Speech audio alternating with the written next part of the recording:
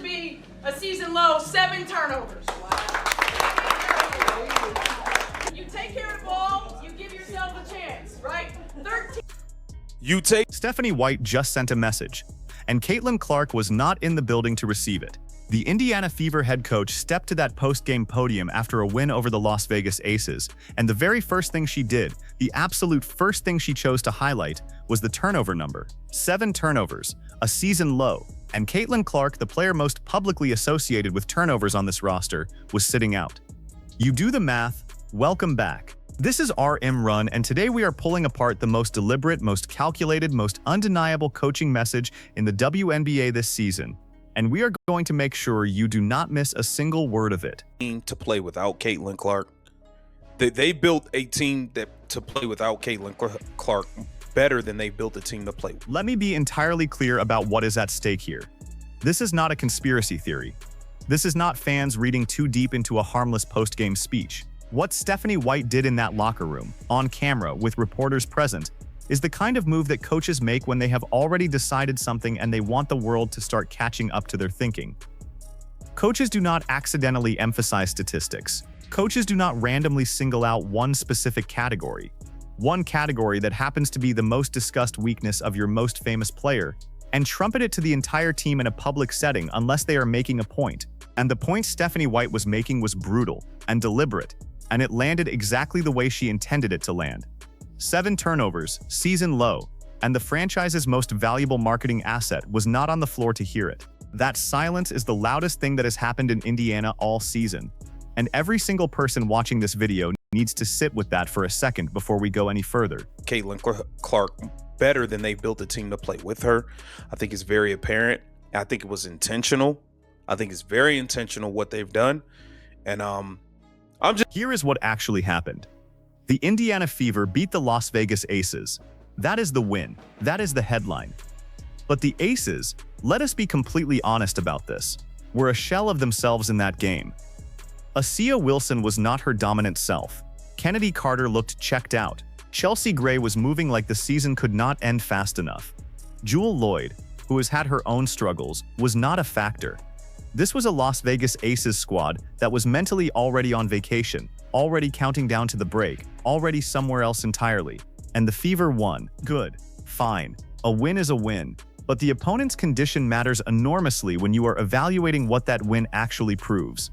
The Fever also beat the Los Angeles Sparks around this same stretch of the schedule. The Sparks, one of the worst teams in the league. These are not the wins that validate a systemic argument.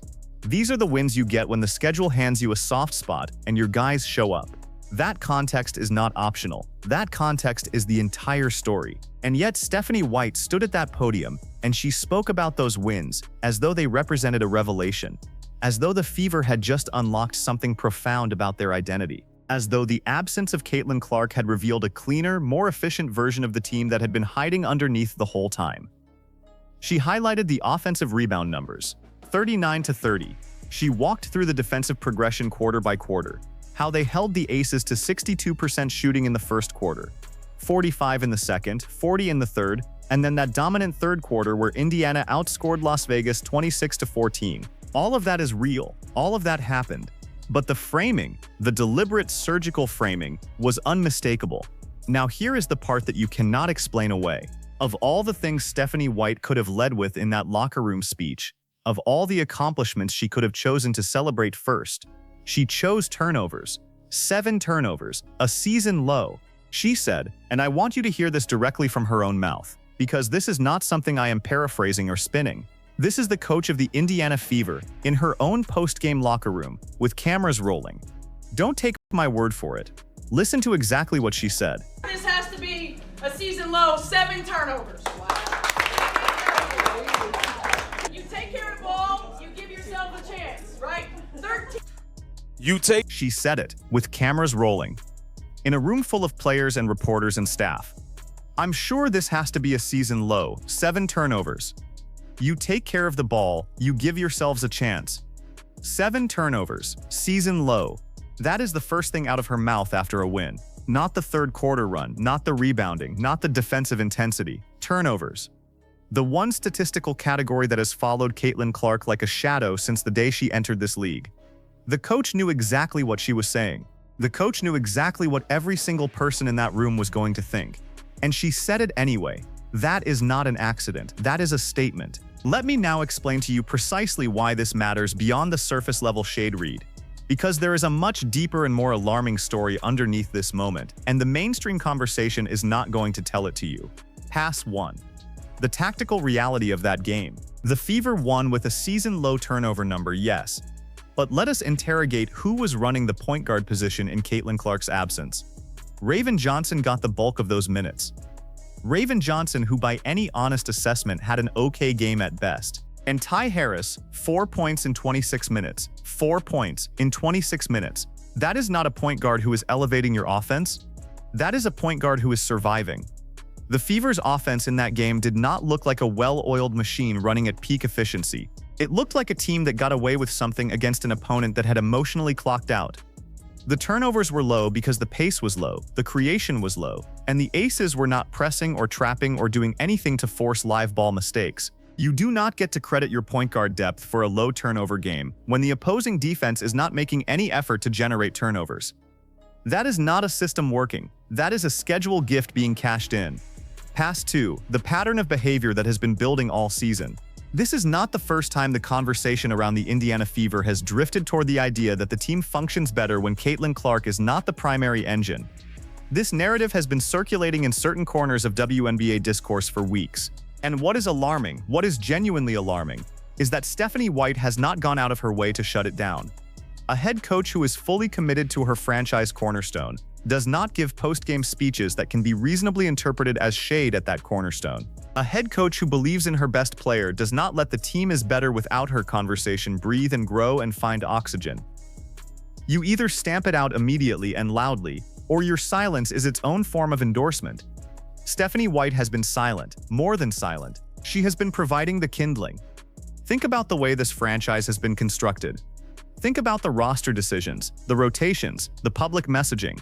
There has been a deliberate and consistent effort to center Kelsey Mitchell in the identity of this team. Kelsey Mitchell, who is a genuine talent, who is a legitimate WNBA scorer, who deserves her flowers. But the framing around her has been unmistakable to anyone paying close attention. The Fever have been building a story, and that story does not have Caitlin Clark at the center of it. It has Kelsey Mitchell, and Stephanie White has been the author of that story from the very beginning. Pass 3. The enabler complicity. The people who run this league, the establishment voices, the television analysts who get paid to have opinions about this sport, they have been remarkably incurious about this dynamic. When a head coach stands at a podium and delivers a post-game speech that can be credibly read as a public jab at her most famous player, the conversation should be deafening. The question should be pointed and direct. Instead, what we get is a gentle shrug. The Fever did play well without her. Turnovers have been an issue. As if the context does not matter. As if the timing does not matter. As if the deliberate choice to lead with that specific statistic, on that specific night, with that specific player sitting out, is just a coincidence that reasonable people can dismiss. The old guard of WNBA coverage does not want to have this conversation because having it honestly requires them to acknowledge something uncomfortable about how this franchise is operating. So they look away, and the story grows in the silence they leave behind. Pass 4. What this costs Caitlin Clark specifically. I want every single person watching this video to understand what it means to be the most scrutinized player in your sport. To carry the weight of an entire league's commercial renaissance on your back. To bring unprecedented attention and viewership and cultural relevance to a product that was desperately starving for it. And then to sit out a game and watch your own head coach use that absence as a teaching moment about ball security. That is what happened. That is the undeniable reality. Caitlin Clark has been the subject of more debate, more criticism, more microscopic analysis than any player in WNBA history at this stage of a career. She has been dissected and challenged and questioned from every possible angle. And through all of it, she has kept competing, kept showing up, kept being aggressive in a league that has not always made her feel welcome. And now her own head coach, the person who is supposed to be her most powerful advocate inside that building, is standing at a podium and letting the world draw its own conclusions about what a season-low turnover game in her absence means. That is a betrayal. It is quiet, it is deniable, it is wrapped in the language of team praise, but it is a betrayal. And here is the second receipt. Because the turnover comment was not the only signal Stephanie White sent, there is a second layer to this story, and it is even more revealing than the post-game speech. Because when the conversation turned to the identity of this team, when the question of who this Fever squad is actually being built around came up, Stephanie White did not deflect. She did not pivot to a team-first answer. She let the truth breathe. And the truth, delivered in her own words, is the most clarifying thing she has said all season. Here it is. I want you to hear exactly how she framed the identity of this franchise. To play without Caitlin Clark. They built a team to play without Caitlin Clark better than they built a team to play with. They're building this team around Kelsey Mitchell. They have built a team to play with her. That is the admission. That is the evidence. Not a rumor, not a fan theory, not a hot take from a content creator reading tea leaves. That is the framework being described in plain language. A franchise that has made a deliberate architectural decision, and that decision does not have Caitlin Clark at the foundation. It has Kelsey Mitchell. And when you pair that admission with the turnover comment from the post-game speech, the picture becomes absolutely undeniable. This is not a coaching staff that is trying to maximize Caitlin Clark. This is a coaching staff that has decided what they want their team to be. And Caitlin Clark either fits into that vision or she does not. And the evidence, the growing, accumulating, impossible-to-ignore evidence, suggests that Stephanie White has concluded she does not. Now let me render a verdict on all of this, because I think the situation demands clarity, and I think the fans who love this sport deserve someone to say plainly what is happening. Verdict 1. Stephanie White's job security is not the issue here. She is not going anywhere in the short term. She won a game. She is building a system. The front office appears to be aligned with her direction. But her credibility as a coach who can develop and maximize a generational talent is absolutely on the line. If you are the head coach of a player like Caitlin Clark and the story that emerges from your tenure is that you were more invested in building around someone else, that is a legacy-defining failure. Coaches do not get unlimited opportunities to work with players of that caliber. You get one. And right now, Stephanie White is spending hers on a narrative that does not serve the most important player on her roster. Verdict 2. Kelsey Mitchell is a real player and none of this is her fault. Let me be entirely clear about that. Kelsey Mitchell did not ask for this framing. She did not orchestrate a campaign to push Caitlin Clark to the margins. She is a professional who comes to work and competes. The problem is not Kelsey Mitchell. The problem is the institutional decision to build a public identity around her, in a way that implicitly diminishes the player who has done more for this franchise's visibility than any single person in its history. Those are two separate things, and it is important to keep them separate. Verdict 3. The Indiana Fever front office has a decision to make, and they are going to have to make it sooner than they want to. Because this situation, a head coach who is sending public signals that the franchise's most famous player disrupts the system, combined with a roster that has been demonstrably constructed around a different player's skill set, is not a sustainable equilibrium. Something has to give. Either the coaching staff commits fully and publicly and unambiguously to building around Caitlin Clark, or the tension that is currently simmering just below the surface of every post-game press conference becomes an open fire. And when that fire starts, it is not going to be a small one.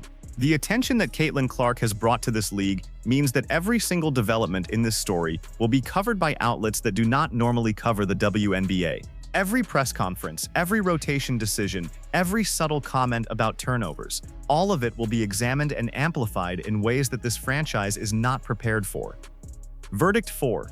Caitlin Clark is going to keep playing. She is going to keep being aggressive. She is going to keep running the offense the way she knows how to run it, because that is who she is and that is the only version of her that works at this level. The turnovers are real. Nobody is pretending they are not. But the turnovers are the cost of doing business with a player who creates more than she turns over, who generates advantages at a rate that no one else on this roster can match, who makes the defense make choices that open up the floor for everyone else. You do not get the assists without the risk. You do not get the creation without the occasional live ball mistake. And a head coach who does not understand that, or worse, a head coach who understands it and chooses to weaponize it anyway, is not serving her player or her franchise. Now here is the clip that nobody in the mainstream conversation wants to sit with. Because beyond the turnover comment, beyond the roster construction argument, there is a moment in this story where the direction of the Indiana Fever gets stated as plainly as it has ever been stated. And I want you to hear it one more time, because the second time you hear it, knowing everything we have just walked through, it hits completely differently. This is the part of the story the press release skipped. This is the conversation that television refuses to have. Don't take my word for it. Here is exactly what was said. Caitlin Clark better than they built a team to play with her. I think it's very apparent. I think it was intentional. I think it's very intentional what they've done. And They have built a team to play with her. I think it was intentional. I think it's very intentional what they've done. Intentional. That word is doing enormous work in that sentence. Not accidental, not circumstantial. Intentional. A deliberate construction. A franchise that looked at its roster, looked at its coaching philosophy, looked at its identity, and made a choice. And that choice, laid out in plain language, is a Kelsey Mitchell team, not a Caitlin Clark team. Not a "we are going to build the best possible environment for our most famous and most impactful player" team.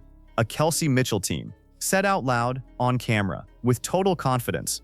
And that is where we are. That is the undeniable, brutal, absolutely clarifying reality of the Indiana Fever in this moment. Caitlin Clark, the player who changed the cultural trajectory of this league, who brought cameras and conversations and sold out arenas to a product that was being ignored, is playing for a franchise that has decided intentionally to build around someone else. She is competing every single night in a system that was not designed for her.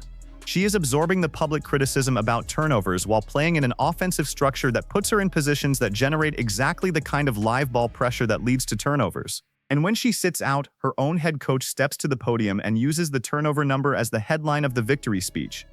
Caitlin Clark is still out there, still competing, still the most watched player in this league, still the reason the cameras show up, still the reason this conversation is happening at all. And the people running the Indiana Fever are spending their time building a monument to someone else, while she is right there in their building. That is the story. That is the whole story. And it is not over. Here is your forced choice, and I need you to get down in the comments and answer this directly. Do you believe the Indiana Fever are actively trying to move on from Caitlin Clark and build their future around Kelsey Mitchell? Yes or no? Not "it's complicated." Not "we need more information." Yes or no? Because the evidence is on the table. The post-game speech is on record. The roster construction is visible. The word intentional has been used out loud by someone describing this franchise's direction. You have everything you need to make a call. Get in the comments. Tell me where you stand. If this video made you think, if this video made you feel something, if this video said the thing that you have been waiting for someone to say out loud, hit that like button right now. Subscribe to Rim Run if you are not already here, because we do not look away from the uncomfortable stories. We do not soften the frame to protect the people in power. We call it exactly as the evidence demands. Hit the bell so you do not miss the next one, because this Indiana Fever situation is nowhere near its final chapter. This is Rim Run. We will see you in the next one.